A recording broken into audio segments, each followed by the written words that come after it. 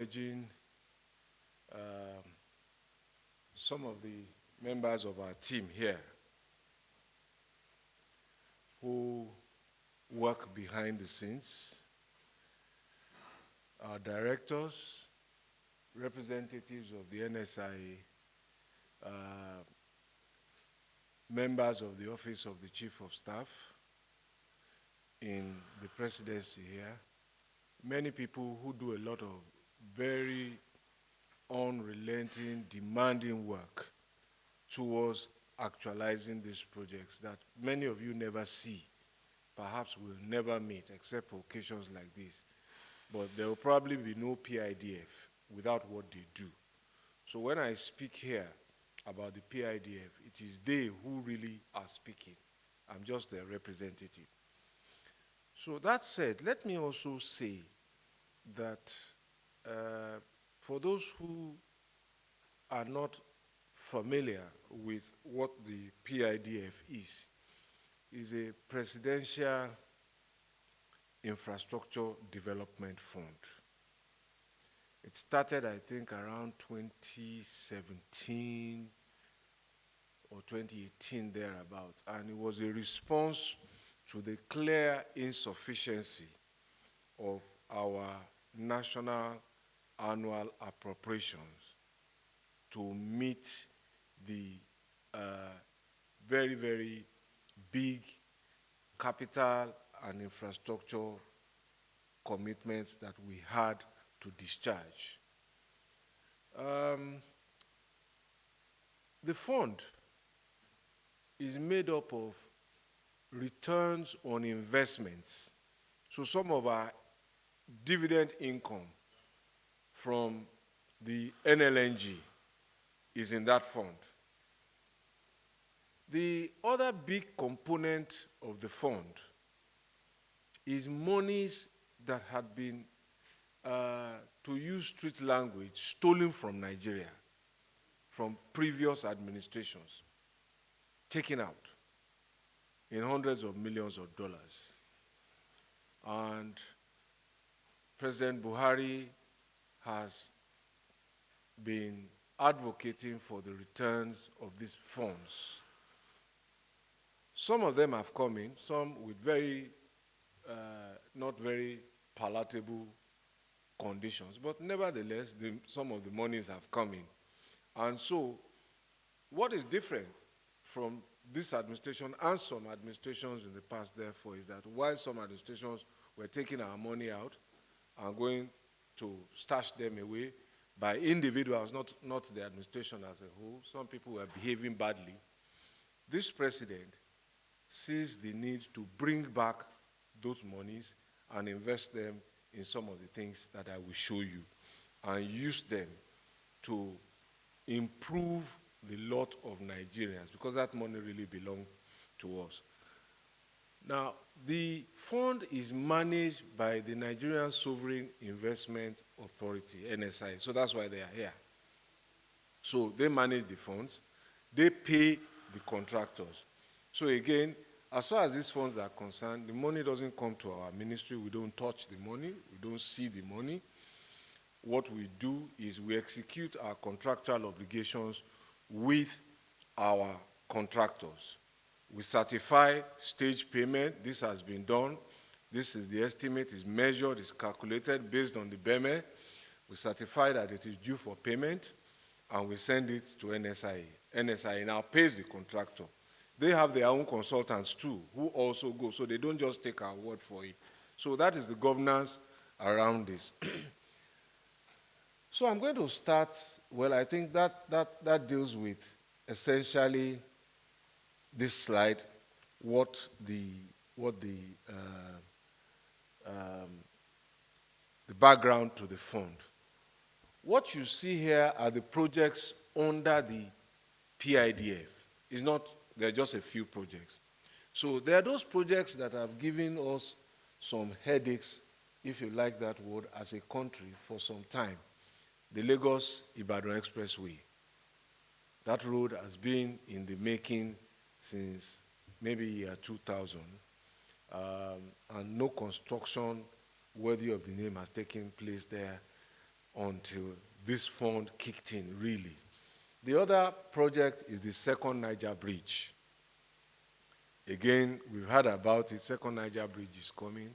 As I tell people, you hear about the second Niger Bridge just when elections are coming. And after that, nothing happens again. So that project is here now.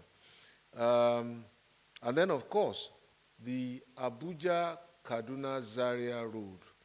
The dualization of that road took place around 1986. I think it was about 175 kilometers of it then under the Babangida administration. It was completed in 1991. And since then, 91 to now is about 30-something years or thereabout. So that road has reached the end of its design life. So it has to be rebuilt. So that's why you will see potholes, you will see failures. Roads don't last forever. They are designed for a number of years, subject, of course, to maintenance and also, more importantly, lack of abuse. So if you don't abuse it, if you maintain it, it will achieve its design life. So that road has reached the end of design life and is now due for reconstruction. So let's start with the second Niger Bridge. This is works going on. This was our last trip. I think in, that was March, right? When did we go? Man, time flies by for me very quickly, so pardon me. Now, those who have followed this project will know that our ministry, either myself, the directors, visit regularly to monitor. But again, for the benefit of this meeting, we have a monthly meeting called the PIDF monthly meeting. And at that meeting, it involves myself, the Minister of Finance, because there are financial issues, the MD of NSIA.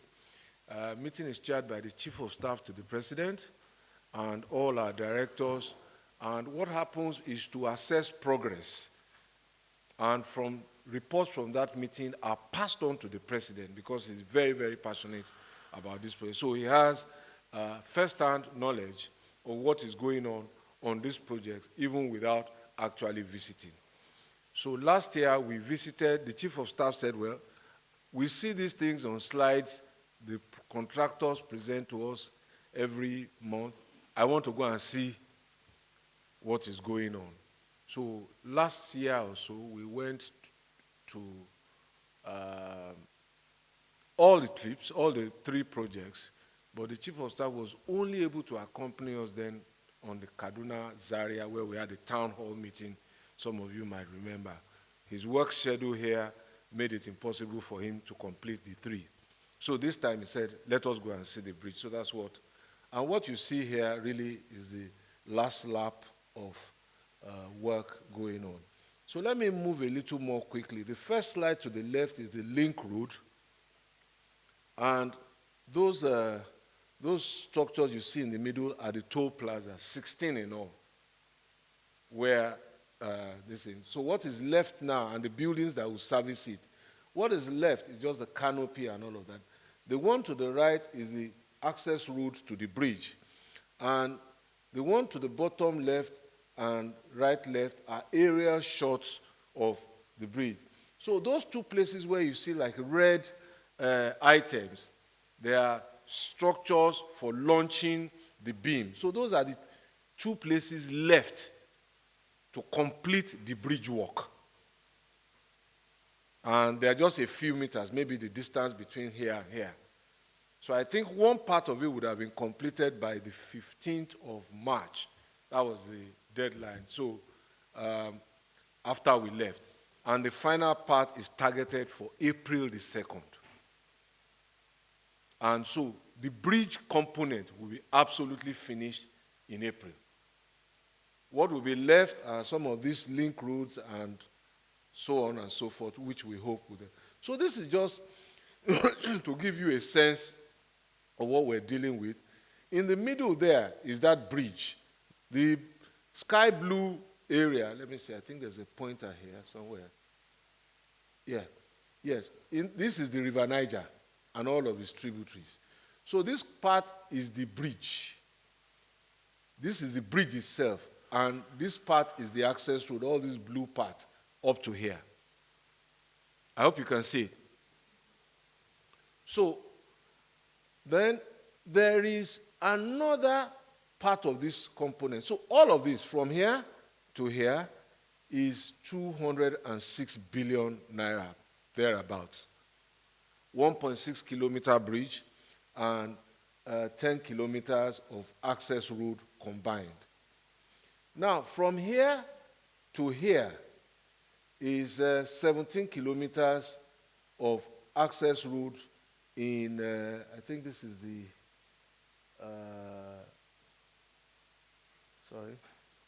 this is the Anambra side, I think. This is the Anambra side. So there is an interchange here, which is part of what we are doing now, but this green part is going to come later. It's not part of this current project. So we call it phase 2A. And then there's this red part here, also, that links this side all to here. This is the delta side. We call this phase 2B. And again, that's not part of this current project. But there will be work that will continue after we have delivered the bridge and the main access road for now. So let me go quickly. This shows you a view of what has been done, a longitudinal view and a sketch. So all of these are the piles from beginning to here. Then you will have somewhere here later what the engineers call an abutment, which is like to ramp up. Am I right? Yeah. Because I'm not one of them, but they try to teach me. So these are all the piles. Now, unfortunately, the details are not very, very clear. But let me just, I think I have something on my notes that I want to emphasize here so that you just understand. There will be questions around this. Yes. So right here, right, the top level, highest point of the bridge is 49 meters. 49 meters. So if you understand that the average building from floor to ceiling is 3 meters, if you do the calculation, you are looking at about a 16-story building in terms of real high point. Now, this place is the River Niger during the rainy season at full speed. And this place is the River Niger during the dry season when the river level drops. This low point on its own is 13 meters, that low point, so which is about 4 stories building. This middle point where it gets to about 25 meters during the rainy season is the equivalent of about 8-story building of water. So that just tells you what we have had to do. Then all of these are the sectional views of the piles. Each one of these has at least 25 piles. You know those things that they pile into the ground. Each one has 25 to make one column. Because this is a navigation channel for big barges. So it is designed to withstand, I think, about the capacity of a vessel. If it collides with it, a vessel is designed, I think, for about 2,000 tons resistant capacity. So that's the some of the things I can tell you about that. Now, so what you have here are just some details, and I will come back to this later. The length of the road that I told you about, the amount, 206 billion. The amount that has been certified to date is 160 billion, and the percentage level is 91%.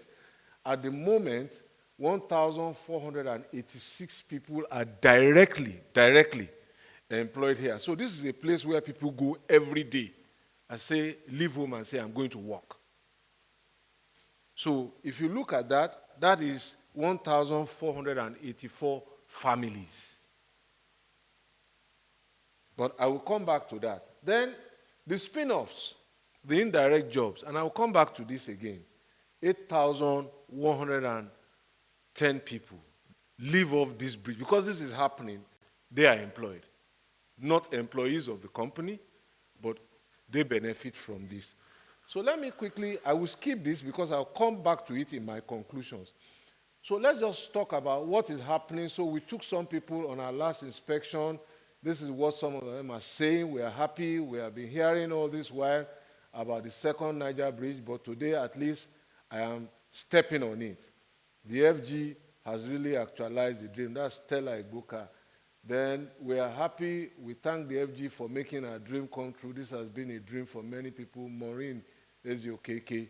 Then I am happy about it. At least it relieves a lot of pain on the part of traffic. The essence of coming to Onitsha Market via Asaba will become a thing of joy. I have a property along the road which I am praying they will get to that point where they will compensate those of us whose property has been affected. So I pray the bridge will be completed tomorrow. Okenta Okechukwu. So this is how in different ways, apart from those who are directly employed, this project is already touching people and is not yet finished. So again, what people are saying, one Nollywood legend showers praises on President Buhari, confirmed, blah, blah, blah. The second Niger Bridge has been linked. The next generation of Igbos will ask who built the bridge. The Igbo elders will have to say Muhammadu Buhari. Then the future young Igbos will ask again, how was he our enemy? Yawa go boss. The reasoning and so on and so forth. But there's been a lot of... So let's move quickly to Abuja, Kaduna. So these are, as I said, some of the comments in the public space on social media. I'm sure many of you see it. There's a lot there, but this is us. So, sorry, yes, Abuja, yeah, sorry. Abuja-Kaduna-Zaria. I've provided some background just to let you into it. This is a 375-kilometer project. It's actually the biggest project in Nigeria. The cost is in the order of 700 billion. That length of 375 kilometers has 41 bridge components inside, 41. And this project started, I think, in 2018. So it was the last to start. But just to dimension the scope of work. So in the others, we are talking about 11, 10-kilometer road and a 1.6 kilometer. This is 375 kilometers over, I think, 4 territories. FCT, Niger State, Kaduna State, and Kano State. So that's how big it is. These are photos of sections where earthwork is still going on in some places. Asphalting is going on in some places. Asphalting has been completed. Lane marking in some places. So when people ask, when are you going to finish it? The instructive thing about a road is that as long as this, is that we can't finish the road in one day. We complete it in sections. So we can lock up 10 kilometers and divert traffic to the other side, which you will experience. When that 10 kilometers is built, is finished, it's done. We issue a certificate of completion to the contractor, he gets paid. We open that place to traffic. Once you start driving on this, it's finished, it's done. Because the truth is that when we went on tour, I had to explain this to people.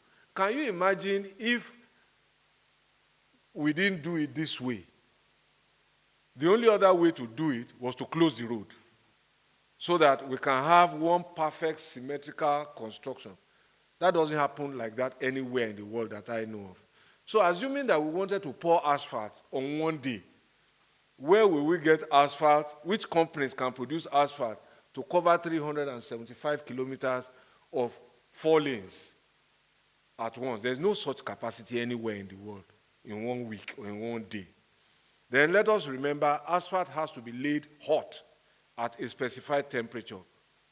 So how do you keep it hot? So just to let you know this, and also to share it with people, that this is how roads are built in sections. Whilst lane marking is finished in some places, asphalting is going on. So let's go to the profile of this thing. JB is a contractor. You have 375 kilometers, as I told you. Cost is 797.236 billion. Right now, we have certified 296 billion. Gross percentage completion is about 22.41%, and I will address that later, because the drag is on the Abuja to Kaduna section. There's a lot of work because there are 3 sections, but this is the gross report. So, for example, if you have somebody performing at 90% in one place, 80% in one place, and a lower percentage in another place, if you do it up, it will bring down that 90%. But you will see that Abuja, Kaduna-Zaria, Kano-Zaria are making progress. We are now trying to ramp up on Abuja-Kaduna, which is the most difficult part, and it is the longest part. That is where you have a lot of trucks, trailers. On the way, we have to relocate them. That is the most densely occupied part, so we have to remove, what are they called now? Cable utility lines. We have to relocate communities that have settled there. Then the Ajakuta, Kaduna, Kanu gas pipeline of NNPC also crosses the road somewhere in that section. So we have to wait for them to do their crossing instead of building the road and then cutting it again. So these are some of the logistical issues we're managing. But 1,500 people at the last count go to that route every day to earn a living.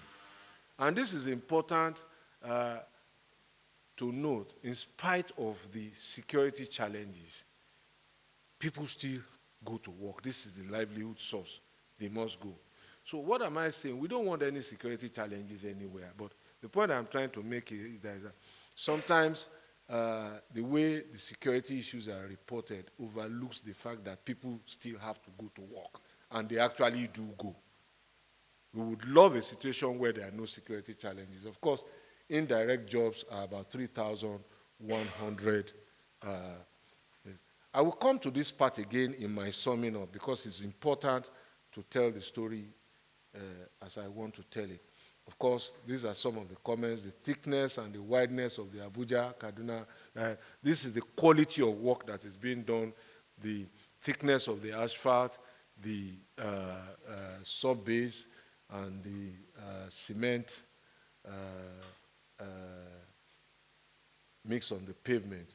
And somebody just telling people he's already having a smooth ride on the completed. So you will have those experiences. There's a place where somebody called me and said he was doing 160. I said maximum speed is 100. He said, no, the road is too smooth. I said, go back to 100, please. So again, those are issues we need you to help us propagate, to educate everybody. The maximum speed on Nigerian highways is 100 kilometers. Maximum. Nobody should exceed it. Ideally, we like it to be at 90. Because when anything goes wrong, you are in better control of your vehicle, and you can bring it to a halt. And that is often the reason why accidents happen frequently. Loss of control over speeding is a major component. So if you can help us, this is something I need advocacy about, just to educate people. Maximum 100 kilometers per hour. Now, so let's quickly go to the third project, and then I will head to round up. This is the Lagos-Ibadan expressway. Now, it's in two sections. The first section is about 44 kilometers, awarded to Julius Berger. That's the Lagos to Shagamu end. The second section is from Shagamu to Ibadan, awarded to RCC. Well, everybody is looking for just a road. To the engineers and to some of us who do this work, the road really is more than just the pavement we are all used to. I've had to learn this. The road starts from drainage. If water doesn't run off the road, that road is not going to last.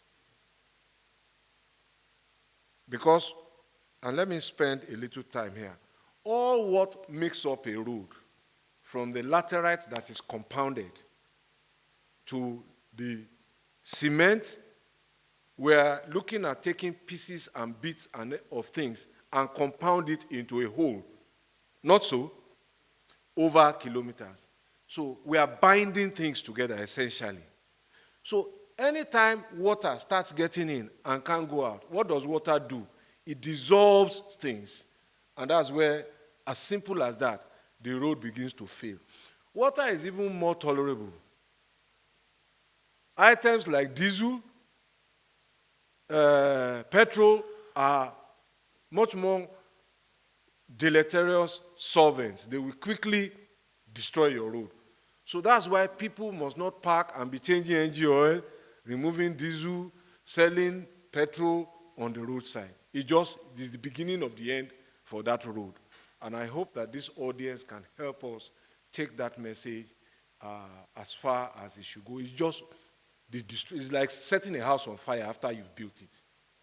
So the drains are important, and those who have used this road, even as it's being constructed, will see the work that is being done to ensure that whenever it rains or whatever, as it will rain, the water runs off as quickly as possible. That is one of the things that will preserve the design life of the road. So these are already completed sections. The lane marking for this will soon start, and it will begin to look like any road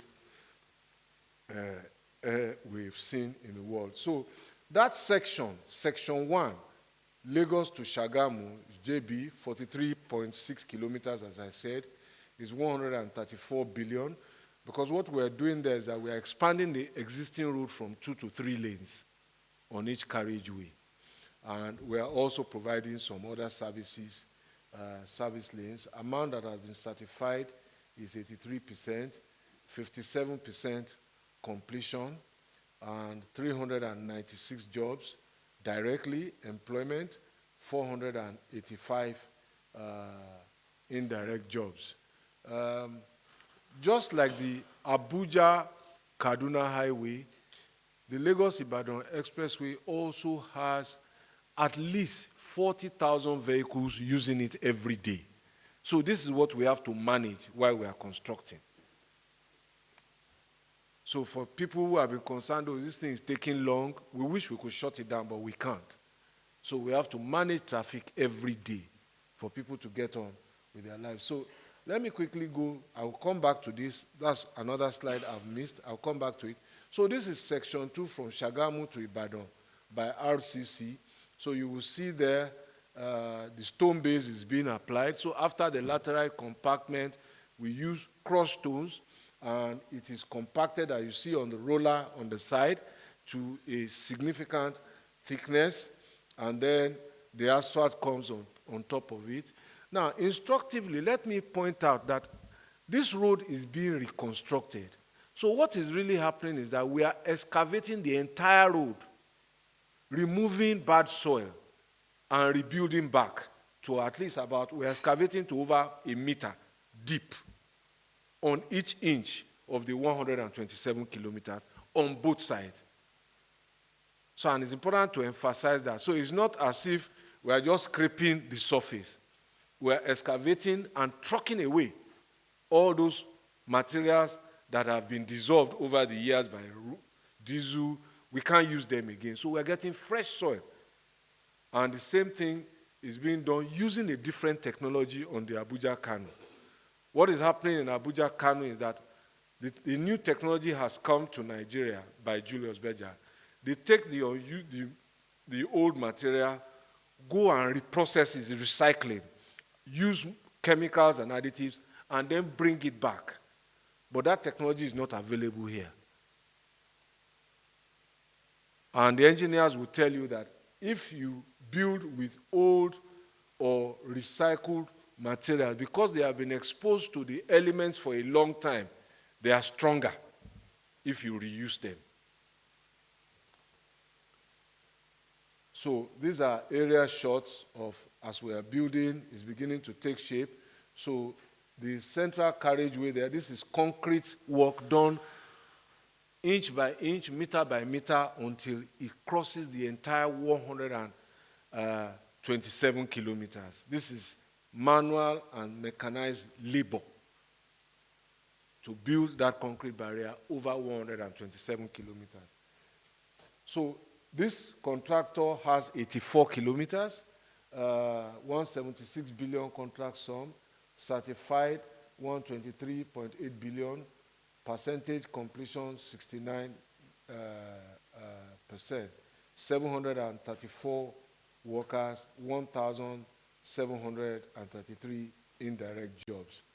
Now to the comments again. I will come back to that slide. Now to the comments again.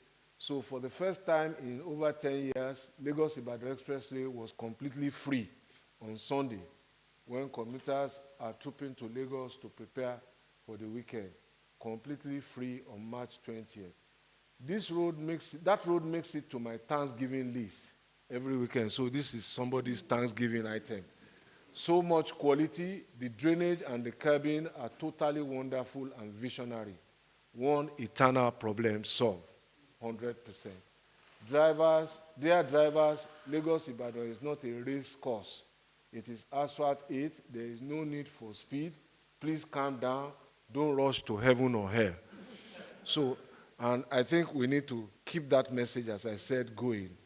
Now, let me go back to the 4 slides that I missed. And I think they are slides 10, 16, 21, 25, and this one. I'll come back quickly to them. So let me just find my way back slowly. And, you know,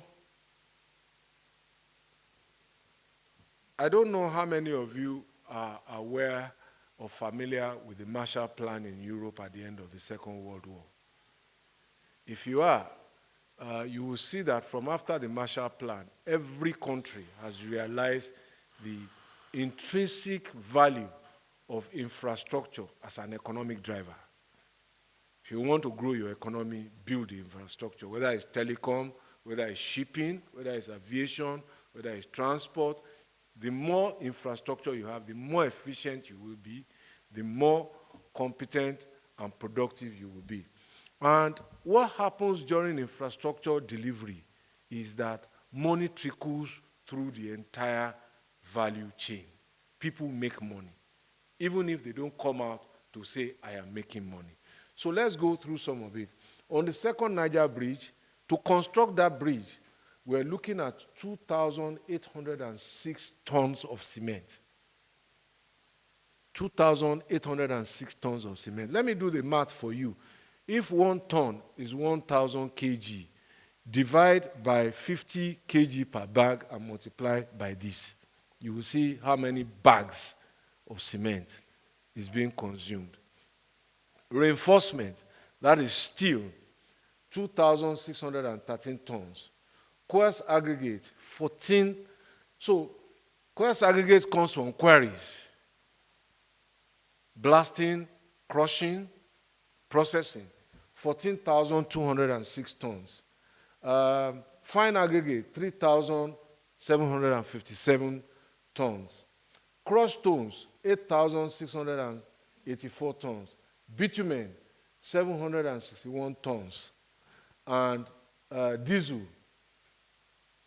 784,000 liters. But this is small. So let's go to the next slide, and I will just sum them up, just for you to bear in mind that those figures.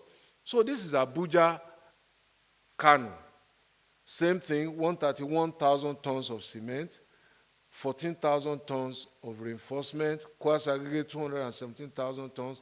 But look at the diesel component here, 13.8 million liters of diesel. And so on and so forth. So let me go forward again to the next one so that you just get a sense. This is Lagos-Ibadan. This is 34 million liters of diesel. Bitumen, 28,000 tons, crushed stones, reinforcement, and all of that. And again, Section 2, 45 million liters of diesel, bitumen, and so on. So what am I trying to tell you? What picture? First of all, see the aggregate total number of direct jobs. So these are 5,000 families, not just 5,000 of any nomenclature, people who are directly impacted that we can count. These ones are the ones who are the indirect employees. So who are they? Some of them are those people who supply the bitumen, the aggregate, the crushed stones. Julius Berger and construction companies don't keep those materials. What they have are their equipment and maybe their batching plant. Some of them own 1 or 2 quarries, but the truth is that when they need those numbers, is the subcontractors and suppliers. Femi Adesina and Sons, BRF and Co., all of you and Co., Enterprises Limited. Those are the small businesses that drive every economy in the world. Small law firms, accounting firms, engineering consultancies, those are the people embedded here. That is the supply chain where the money comes from NSIA and hits the road. We haven't started talking about the laborers who earn a daily living every day. And if you sample across Nigeria, daily labor alone ranges between 2,500 a day to, in some places, to 3,500 a day. So this is how the policy of the president reaches the street. Even though he can't meet those people directly, they're feeling the impact of what he's doing. So I just thought that is important. So for people who say, oh, Buhari is building infrastructure, is it only infrastructure? This is a major linchpin of the economic agenda of this country. Because first of all, right now, people are getting stuff to do. So if you go and analyze the GDP results sectorally, you will see that mining is thriving. Mining is under, quarrying is under mining. You will see that the construction sector is booming. This is part of the reason why. You will see petroleum products also booming. This is part of the reason why. And then we haven't talked about the food vendors. At each construction site, people must eat, and they eat twice a day because I interact with them when I go there. A plate of food before all this cost of living started rising significantly was about 2,500 a day, and they eat 250, sorry, and they eat twice a day. So some of the people I speak to there who supply food go home with, after cost, 5,000 naira a day as a food vendor. So this is a major economic driver, and I thought that I should speak to this part last because we focus more on the road, but you will see the millions, hundreds or thousands of tons that affect the cement industry. So if you go to the cement industry, they are working at full steam. So people you and I know are employed there. If this isn't happening, they don't have that work. Now, each of these contracts has a bank guarantee for the money they get. So the banks are making, they don't give guarantees for free. So it's hitting the banks as well. Now, each of these contracts also has a 7% value-added tax component. So look at 700 billion and apply 7.5% on Abuja-Kano. Look at 206 billion and apply 7.5%. When that VAT comes, collected by FRC, comes to the center, 85% of it goes to the states and contributes to. So there are too many sides of infrastructure that this meeting alone and the time we have cannot let me dwell into. But I think this is a convenient point to stop to make the economic link. Thank you.